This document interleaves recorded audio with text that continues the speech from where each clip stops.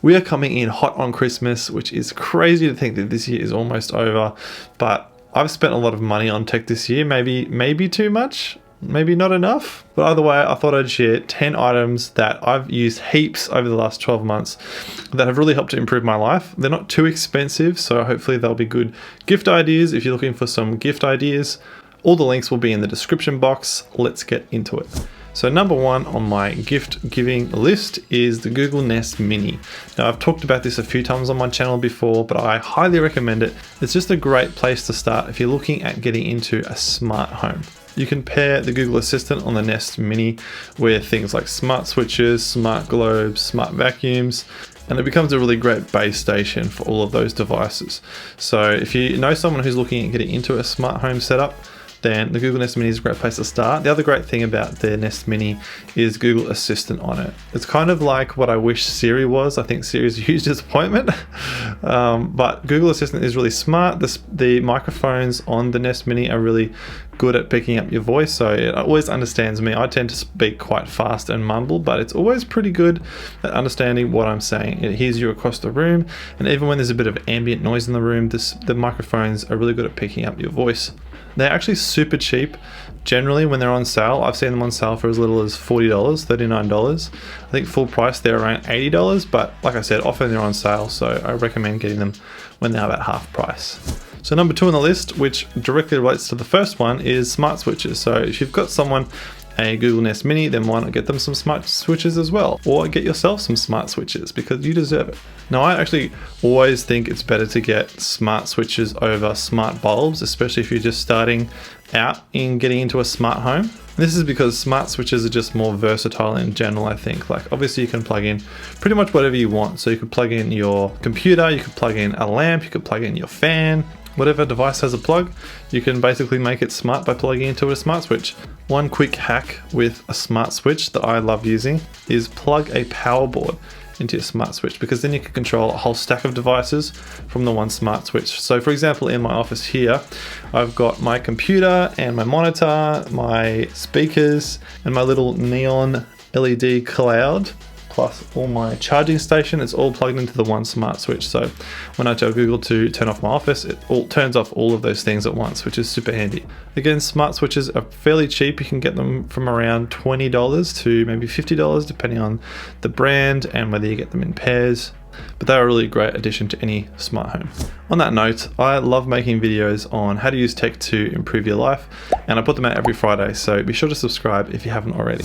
So number three on the list is neon lights. And I don't actually mean real neon lights, but I mean LED neon lights, which is what I've got up here. So if you've seen any of my other videos for the last probably 12 months at least, this light always features in my videos, and I actually really love them. I think they're a super cool way of just making a room more unique, adding a bit of character to a room. I actually love leaving my cloud on even when I'm not in the room, or if I've got all my lights off, because it adds this nice blue glow to the room, which I think is kind of cool. Because they're LED, they're pretty low power consumption, so you can leave them running for most of the time without worrying about your power bill going up too high. And again, they're pretty affordable. I think I got this one for maybe $25, but I've seen them on Amazon for as little as $17. So it's a great gift idea. If you want to give someone something to spice up their room or their office, then a neon LED cloud or whatever other shape you like is a great idea. So number four on the list is a wireless charger for your phone. Now, it took me ages to get around to buying myself a wireless charger, but I'm so glad I did. It's just so convenient having a charging pad on my desktop. I spend a lot of time at my desk, so it's great to be able to just throw my phone on it, not have to worry about any cables, not have to worry about plugging in any cables, not have to worry about cable clutter, and it's just super convenient having it ready to go. I can pick it up, put it down, and it's always charging. I have heard rumors that wireless chargers do a little bit of damage to your battery when compared to just plugging in your charger. So I'm not sure if that's true. Let me know in the comments if you know anything about that, but that's my only caveat. Other than that, I highly recommend them. I can get them for around $25 on Amazon, and they'd be a great gift. So So number 5 on the list is actually not digital or electronic, and that is an AEROPRESS. Now if you like coffee at all, you've probably heard of the AEROPRESS, but if you haven't, or if you don't have one, or if you know a friend who doesn't have one and they need it for a gift, this is a great gift idea. I love my AEROPRESS. I literally use it every single day, and the great thing about it is that you can pretty much do any type of coffee on it. It's so versatile. I do things like cold coffee as well as regular filter like long blacks, and I even make lattes with my AEROPRESS. So instead of brewing a full cup with my AEROPRESS, I'll just brew maybe a quarter of a cup and then I'll top up the rest with my steamed milk, which is how I make my lattes pretty much daily.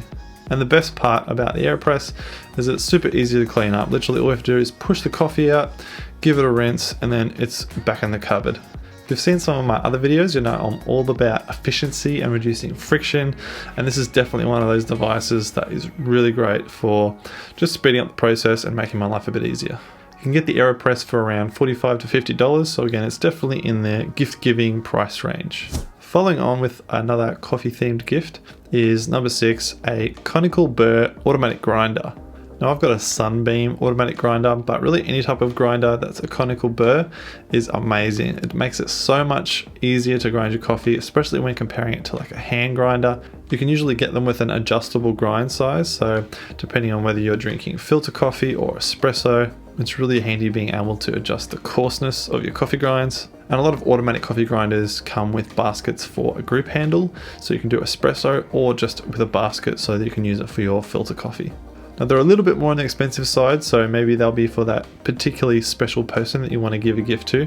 But you can usually get them for between $150 to $300 on the higher end. But they're super convenient, and for someone who's into coffee, it is an amazing gift. So number 7 is one more coffee themed item, which is coffee scales. And again, to me, coffee scales is really a must-have if you're into making coffee at home, because it means that you can create really consistent cups. Coffee scales usually come in 0.1 of a gram increments, plus they have a timer so that you can time how long you're brewing your coffee for, which is kind of the difference between them and just a regular set of scales. And the other cool thing is that it doubles as a really handy kitchen scales when you're doing your cooking, so it's kind of a 2-for-1 gift.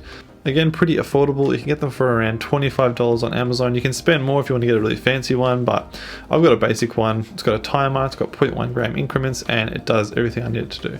So changing gears a little bit with number 8 is a 35mm film camera. Now I did a whole another video on why I switched from digital photography to film photography, so feel free to check that out if you're interested. But you can actually get 35mm film cameras for between $60 and $120, so it's actually not too expensive of a gift.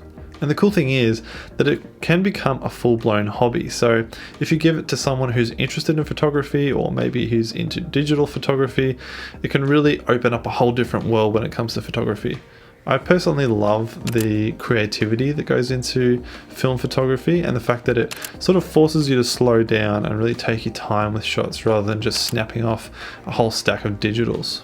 I've got kind of a mid-range film camera, but you definitely can get them pretty cheap, and they're just a great place to start, just to take some snaps, not spend too much money on film, and just figure out if you like film photography as a hobby or not. I bet you probably will. So number 9 is a felt desk pad, and they definitely seem to be pretty popular right now. There's a lot of leather desk pads out there as well. I decided to go for a felt one just because I prefer that look personally. But I think they're a great gift. I think they make your desk a little bit more comfortable to rest your arms on. It sort of adds a little bit of soundproofing, which is kind of a weird thought. I didn't really expect that, but it reduces the sort of echo in my room when I type on my keys or click my mouse, which is kind of nice. And I think it just makes your whole desk setup look a little bit more pro and clean and neat, which is always a good thing. So I got mine on sale for $10 on Amazon. You can get them for between $10 and $50 depending on the type you go for, but highly recommend as a gift. And last but not least, number 10 on the list is the MX Master 3 mouse. I've done a whole nother video reviewing the MX Master 3 and the MX keys, so feel free to watch that if you're interested. But I think the mouse is just a good gift. It's not too expensive. You can usually get it on sale for like $120, full price $150. But for me, it's just kind of the gold standard when it comes to mice for creative people in general. I think it's just a really nice design. It's super ergonomic, it feels really nice to hold, and it's got heaps of fully programmable hotkeys, which is is pretty handy to use, and you can copy and paste data between devices, although I don't personally use that feature. But it's definitely a pretty cool gift if you're wanting to give someone something kind of nice for Christmas this year.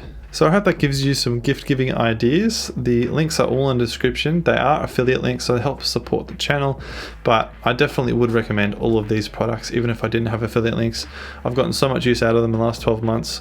I recommend them to pretty much everybody. And if you don't want to give them as a gift, definitely buy them for yourself because they're awesome. Don't forget to sign up to the newsletter, which is on my website. The link's in the description. Check out my productive tech playlist.